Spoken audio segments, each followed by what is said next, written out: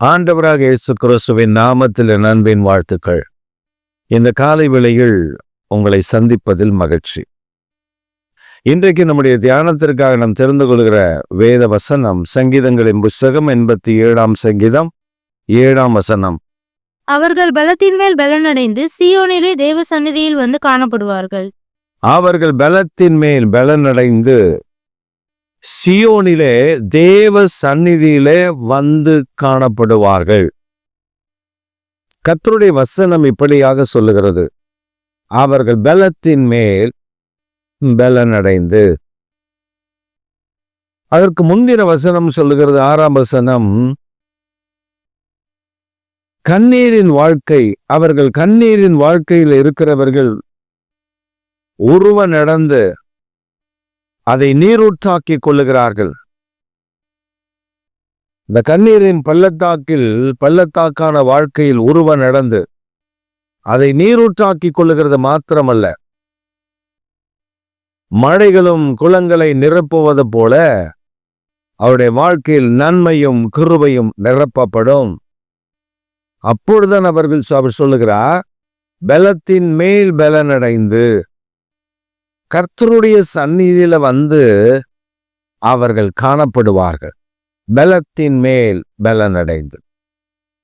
பிரியமான கர்த்தருடைய பிள்ளைகளே, நம்முடைய வாழ்க்கையில் நெருக்கடிகள், பிரச்சனைகள், போராட்டங்கள், நிந்தைகள், அவமானங்கள் இவைகள் எல்லாம் நாம் கடந்து வந்தாலும்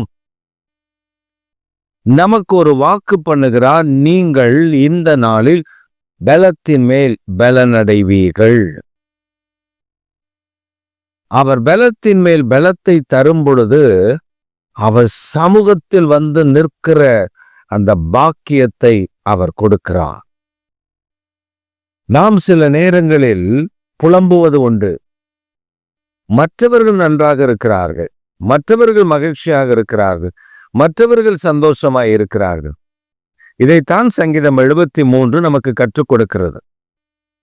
துன்மார்க்கனின் வாழ்வை நான் காணும் பொழுது, வீம்புக்காரருடைய வாழ்வை நான் காணும் பொழுது நான் எனக்குள்ளே தியங்குகிறேன். காரணம் என்ன? ஐயோ, அவன் வீம்புக்காரன், அவன் துன்மார்க்கன், அவன் வாழ்வில் நினைப்பதெல்லாம் அவனுக்கு கிடைக்கிறது, நானோ உத்தமமாய் நடக்கிறேனே. நீங்கள் அந்த சங்கீதம் 73 மிக கவனமாக வாசிப்பீர்களேயானால், சங்கீதக்காரன் சொல்லுகிறான், அவர்கள் முடிவு அழிவு. தேவனுடைய பிள்ளைகள், கர்த்தருடைய பிள்ளைகள், நாம் உபத்திரவத்தின் ஊடாய் நடக்கிறதற்கு ஒரே ஒரு காரணம்தான், வேறு ஒரு காரணம் இல்லை. நாம் அதற்கு ஒரு காரணம் சொல்லுவோம், அவன் உபத்திரவத்தின் ஊடாய் நடப்பது அவனுடைய பாவம், அவன் உபத்திரவத்தின் ஊடாய் நடப்பது அவனுடைய அக்கிரமம். We easily judge the people when they go through the affliction, when they go through some problem. We become a judge and we pronounce the judgment against that kind of people. நாம் மற்றவர்களை ஈஸியாக நியாயம் தீர்த்து விடுவோம். அவர் வாழ்க்கையில் பிரச்சனை, போராட்டங்கள், அவர்கள் கடந்து போகிற பாதையை பார்த்த உடனே நம்ம யாரும் நியாயாதிபதியாக ஏற்படுத்த வேண்டாம், நாமே நியாயாதிபதியாக உட்கார்ந்து அவர்களுக்கான நியாய தீர்ப்பை வழங்கி விடுவோம். But Lord's not like that. நம்முடைய தேவன் அப்படி அல்ல. மனுஷன் முகத்தை பார்க்கிறது போல தேவன் முகத்தை பார்க்கிறவல்ல, இருதயத்தை பார்க்கிறது. He known every situation and every path he crossed through. ஒரு மனிதனுடைய வாழ்க்கையினுடைய காரியங்கள் எல்லாவற்றையும் அவர் அறிந்திருக்கிறார். அவனுடைய பாதை, கடந்து வந்த பாதைகளை அவர் அறிந்திருக்கிறார். மற்றவர்கள் அவனை நிந்திக்கலாம், மற்றவர்கள் அவனை குறைமாக சொல்லலாம். சில சொல்லுவாங்க, நான் அப்பவே சொன்னேன் இந்த ஊழியம் வேணாம், உனக்கு அந்த ஊழியம்தான் அப்படின்னு சொன்னேன், கேட்டானா? அவன் அந்த ஊழியத்தையே செய்வான்னா, பாத்தியா ஒண்ணுமே இல்லை அப்படின்னு சொன்ன ஜனங்களுக்கு நடுவில் நான் பார்த்தது, அவர்கள் நிந்தித்த அந்த ஊழியக்காரருக்கு நடுவிலே கர்த்தர் வாசமாய் இருக்கிறதை பார்த்திருக்கிறேன். கர்த்தர் வாசமாய் இருக்கிறதை கண்டிருக்கிறேன். கர்த்தர் அவர்களை கொண்டு கிரியை செய்கிறதை பார்த்திருக்கிறேன். வியாதியோடு வருவார்கள், அவர்கள் ஜெபிக்கும் பொழுது அற்புதங்களை கர்த்தர் செய்வார். வியாதியை நீக்கி கர்த்தர் சுகமாக்குறதை கண்டிருக்கிறேன். ஒன்றை நாம் அறிந்து கொள்ள வேண்டும். தாவீதை நிந்தித்தார்கள். எஜமானிடத்திலிருந்து ஓடி வந்தவன் என்று அவனை பேசினார். எஜமான் அவனை மேன்மையான இடத்துல வைத்திருந்தார். அவன் அங்கிருந்து தப்பித்து அந்த எஜமானிடத்தில் திருடி கொண்டு அந்த எஜமானை ஏமாற்றி விட்டு அவர் பெண்ணையே அவனுக்கு திருமணம் செய்து கொடுத்தார். அவன் இவ்வளவு துரோகியாக மாறிவிட்டான் என்று ஊரெல்லாம் தாவீதை குறித்து பேச்சு. ஆனால் அவனை காப்பாற்றியதே அவன் மனைவிதான். இல்லை என்றால் அன்று இரவு அவன் தலையை வெட்டியிருப்பார்கள். அவனை முழுவதுமாக சிதைத்து உருக்குலைந்து போக பண்ணியிருப்பார்கள். கர்த்தர் தாவீதோடு கூட இருந்தார். எத்தனையோ உபத்திரவங்கள், எத்தனையோ நெருக்கடிகள், எத்தனையோ பிரச்சனைகள், எத்தனையோ போராட்டங்கள், அவன் அதை கடந்து வர கர்த்தர் உதவி செய்தார்.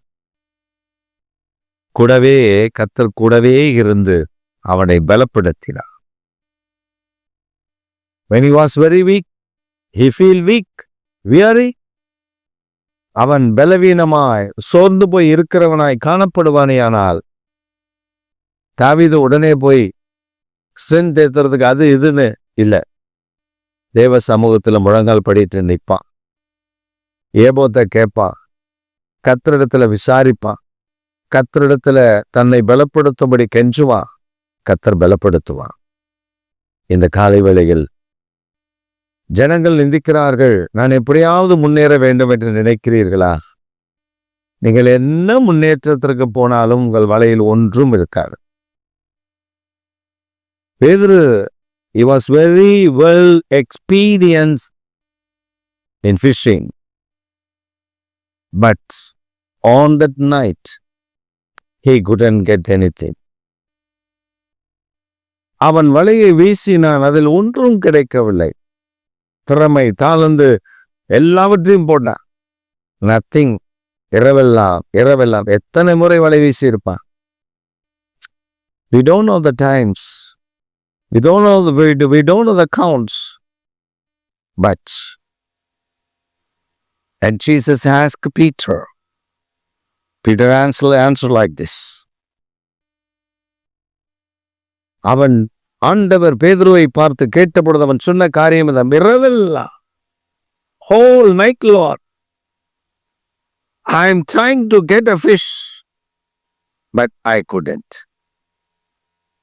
Whole night. முழு இரவிலேயும் பிரயாசப்பட்டான். இரவு முழுவதிலும் அவன் பிரயாசப்பட்டான், ஆனால் ஒன்றும் அகப்படவில்லை. பின்பு இயேசு சொன்னார், அகப்பட்டது. இன்றைக்கும் நம்முடைய வாழ்க்கையில் கர்த்தர் தான் நம்மை பலப்படுத்துகிறவர்.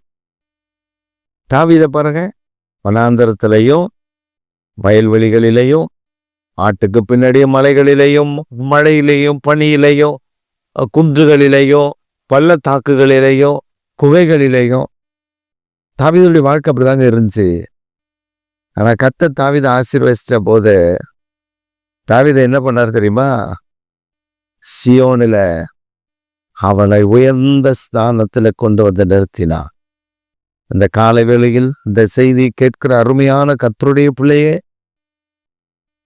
கண்ணீரின் பள்ளத்தாக்கில் நடக்கலாம், அதை நீரூற்றாக்கி கொள்ளும்படி கர்த்தர் உங்களோடு கூட இருக்கிறார்.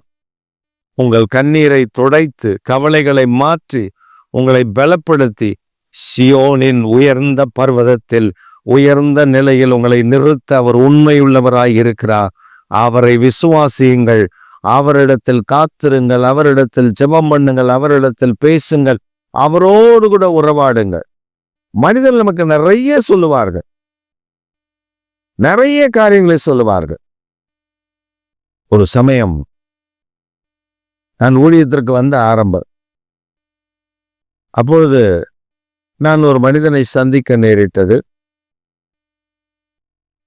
அந்த மனிதன் என்னை அறிமுகப்படுத்தின என்னுடைய நண்பர் அந்த மனிதனிடத்தில், இவர் இப்போதான் ஊழியத்துக்கு வந்திருக்கிறாரு, கொஞ்சம் கஷ்டம்தான் பார்த்துக்கோங்க, ஆனால் ஆவியானவர் அவரை கொண்டு கிரியை செய்கிறாரு. உடனே அவர் கொஞ்ச நேரம் அப்படி கவனமாக பார்த்துட்டு, don't worry pastor, we are with you, நாங்கள்லாம் உங்க கூட இருக்கோம். அவர் உடனே ஒரு 3 விசிட்டிங் கார்டு எடுத்து என் கையில் கொடுத்தார். அவர் சொன்னார், இவர் பேர் இது, இவருடைய நண்பர், நீங்கள் என்ன அதில் மென்ஷன் பண்ணி ஒரு லெட்டர் எழுதி அவருக்கு இந்த ஊழியத்தில் நாங்கள் இப்படி இருக்கோம், எங்களுக்கு நீங்கள் ஒத்தாசையாக இருக்கணும்னு சொல்லி போட்டிங்கன்னா அவர் உங்கள் ஊழியத்துக்கு இடம் வாங்கி தருவார். இன்னொரு விசிட்டிங் கார்டு, அவருக்கு நீங்கள் கடிதம் எழுதுனீங்கன்னா அவர் உங்களுக்கு சபை கட்டி கொடுப்பார். இன்னொருவருக்கு நீங்கள் கடிதம் எழுதினா, 3வது ஒரு விசிட்டிங் கார்டு, அவருக்கு நீங்கள் கடிதம் எழுதினா மாதம் மாதம் உங்களுக்கு ஒரு உதவியை அவர் அனுப்பி தருவார். கேட்ட பொழுது காதில் தேன் பாய்ந்தது போல இருந்தது. ஓ காட், எவ்வளவு பெரிய பாக்கியம்! 3 விசிட்டிங் கார்டு, 3 விதமான ஆசீர்வாதங்கள், ஈஸியா சபையை கட்டி ஒரு ஊழியத்தை ஆரம்பிச்சு ஓஹோன்னு வந்துடலாம் அப்படின்னு அப்படி ஒரு சந்தோஷமா. I am filled with Joy, really I am filled with Joy. ஆண்டவர் தான் அந்த மனுஷனை அடைத்துட்டு வந்திருக்காரு என்கிட்டன்னு சொல்லி பயங்கர சந்தோஷமா போய் வீட்டில் உட்காந்து, எனக்கு கொஞ்சம் எழுத தெரியும், அதனால எனக்கு தெரிஞ்சபடி ஆங்கிலத்தில் எல்லா பெங்களூர் 3 அட்ரஸும் பெங்களூர் அட்ரஸ், அந்த விசிட்டிங் கார்டை வச்சு ஒவ்வொருவருக்கும் எழுதுறேன். முதல் நாளுக்கு எழுதிட்டேன். அவர் தான் மாதம் மாதம் ஏதாவது உதவி செய்வேன்னு சொன்ன அந்த நபருக்கு எழுதியாச்சு. அடுத்த நபருக்கு எழுதுறேன். 3வது நபருக்கு பேப்பர் இருக்கு, அது விசிட்டிங் கார்டு மேல இருக்கு. அப்படி உட்காந்து இன்ட்ரெஸ்டா எழுதுறேன், வேர்டிங்ஸ் எல்லாம் போட்டு எழுதுறேன். என் பக்கத்துல யாரும் நிற்கிறத நான் உணர்ந்தேன். என் பக்கத்துல யாரோ somebody ஸ்டாண்டிங் beside me, அப்படி நிக்கிறத நான் உணர்ந்தேன். ஆள் நிக்கிறத நான் பார்க்கல, உணர்ந்தேன். யாரோ நிக்கிற மாதிரி ஒரு ஃபீல். அப்ப நான் எழுதுறத நிறுத்திட்டு ஒரு நிமிடம் கண்ணை மூடி ஜெபிக்க ஆரம்பித்தேன். ஆண்டவரே, நான் தப்பு பண்ணிட்டேன். என்னன்னா, இந்த லெட்டர் உங்க கேட்காம எழுதுனது தப்பு. இதோ ஒருத்தருக்கு எழுதிட்டேன், இன்னொருத்தருக்கு எழுதிட்டு இருக்கேன், இன்னொருத்தருக்கு எழுதணும். நீங்க கொஞ்சம் ஹெல்ப் பண்ணீங்கன்னா, இன்னும் கொஞ்சம் பாயிண்ட்ஸ் எல்லாம் கொடுத்தீங்கன்னா நான் எழுதிடுவேன் அப்படின்னு சொல்லி நான் சொல்லிட்டு இருக்கேன். கர்த்தருடைய சத்தம் என் காதில் கேட்க ஆரம்பித்தது.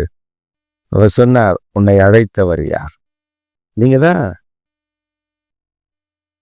உன்னை இந்த ஊழியத்திற்கு தெரிந்தெடுத்தவர் யார்? நீங்க தான் ஆண்டவரே. உனக்காக ரத்தம் சிந்துறது யார்? நீங்க தான்ப்பா. உன்னை இந்த ஊழியத்தில் உயர்த்தி வைக்க கூடிய தகப்பனாகிய கர்த்தர் யார்? நான் சொன்னேன், நீங்க தான். வேற ஒருவர் என்னை ஊழியத்துக்கு அழைக்கல, ஒருவர் எனக்கு உதவி செய்ய முடியாது, ஒருவர் எனக்கு நன்மையை காண்பிக்க முடியாது. இதெல்லாம் அறிந்திருக்கிறேன். தகப்பனே, என்னை மன்னித்து விடும். அந்த லெட்டர் எழுதினதற்கு என்னை மன்னித்து விடும். அந்த மனிதன் சொன்ன வார்த்தைகளுக்கு நான் செவி கொடுத்ததற்கு என்னை மன்னித்து விடும் என்று தேவ சமூகத்தில் கண்ணீரோடு ஜெபம் பண்ணினேன். கண்ணீரோடு ஜெபம் பண்ணினது மாத்திரமல்ல, அந்த கடிதங்களை எல்லாம் கிழித்து அதையெல்லாம் துண்டு துண்டாக மீண்டும் அதை எடுத்து ஒட்டினால் கூட அது கிடைக்க கூடாது என்பதற்காக அதெல்லாம் கிழித்து அந்த விசிட்டிங் கார்டு எல்லாவற்றையும் சுக்குனராக கிழித்து அதை டிரைனேஜுக்குள்ள போட்டுட்டேன். விசிட்டிங் கார்ட்ஸ் எல்லாம். ஏன்னா மறுபடியும் நான் மனம் மாறி அதை எடுத்து விடக்கூடாது, முழுவதும் கிழித்து தூக்கி போட்டு விட்டு, அந்த பேப்பர் எல்லாம் கிழித்து தூக்கி போட்டு விட்டு ஆண்டவர்கிட்ட அன்றைக்கு ஒப்பு கொடுத்து, Lord you are my master, நீதான் என்னுடைய எஜமா, நீர் எனக்கு படி அளந்தால் போதும், நீர் என்னை ஆசீர்வதித்தால் போதும், என்னை வழி நடத்தினால் போதும். அந்த ஜெபத்தை நான் மறந்து விடவில்லை, மாற்றிவிடவில்லை. இன்றளவும் அவர்தான் என்னுடைய எஜமான், அவர்தான் என்னை நடத்துகிறார். பலர் சொல்லுவார்கள், ஆனால் நம்மை பலப்படுத்துகிறவர், பலத்தின் மேல் பலனடைய செய்கிறவர் அவர் ஒருவரே நாம் மறந்துவிடக்கூடாது. இந்த காலை வேளையில் நான் விசுவாசிக்கிறேன் கர்த்தர் உங்களோடு கூட பேசியிருப்பார் என்று. நீங்கள் அவரை பிடித்துக் கொள்ளுங்க. உங்களை பலத்தின் மேல் பலனடைந்து சீயோனிலே காணப்படும்படி கர்த்தர் உங்களை வைக்கும் பொழுது கண்களுக்கு அது ஆச்சரியம், நிந்தித்தவர்களுக்கு அது ஆச்சரியம், உங்களை வேதனைப்படுத்தினவர்களுக்கு அது ஆச்சரியம். கர்த்தர் பெரிய பலத்த கிரியைகளை செய்ய போதுமானவர் என்பதை மறந்து விடாதீர்கள். ஆமென், ஆமென்.